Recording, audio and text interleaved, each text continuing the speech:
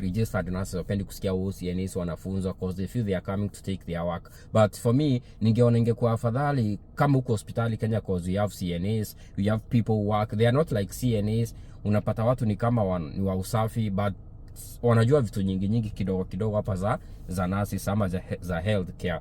Na wanaingianga wanafanya. Mimi ningeprefer afadhali hata kuwe na CNA mwenye ako trained kuwa CNA, hata kama anasafisha ama hata kama anafanya kitu nyingine, lakini ni mtu akona knowledge ya medical field. Hiyo si lazima though, cause at the end of the day lazima kila mtu afanye kazi. So usifeel kama kuna attack upande wako kusikia CNAs wanakuja kufanya kazi. Kama mtu amesomea hiyo kazi na anakuja kufanya ile kazi amesomea, let them do it. For the Nursing Council hakuna mali wanahusiana na CNAs kabisa.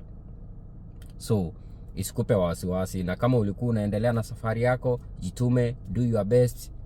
Siku yako itafika, cause hata nikisema hivi najua most of the CNAs ambao wamefanya tayari washarecruitiwa na international agencies, wanangoja tu siku ikifika wakuje. Just like kuna retrogression kila mahali, hata kwa CNAs kumekwama, bado wasongi, but wanakuja kuwaki huku kama CNAs. And that's why I always encourage them, wakifika hapa United States of America na unafeel kweli unaweza fanya nursing, registered nurse, LVN, LPN, it's a high time you do it. Meaning there is a difference between CNA, LVN, registered nurse. So hakuna pressure. Usifeel kama kazi yako imeenda we kazi yako kama unafanya kama pale Kenya kama nurse, sukuma kazi yako. Kama unafanya kama CNA, sukuma kazi yako. Hakuna mtu anaenda na kazi ya mwenzake. Tupatane hiyo video nyingine. Tazidi tu kuchanuana mdogo tu hapa. Au sio wanangu?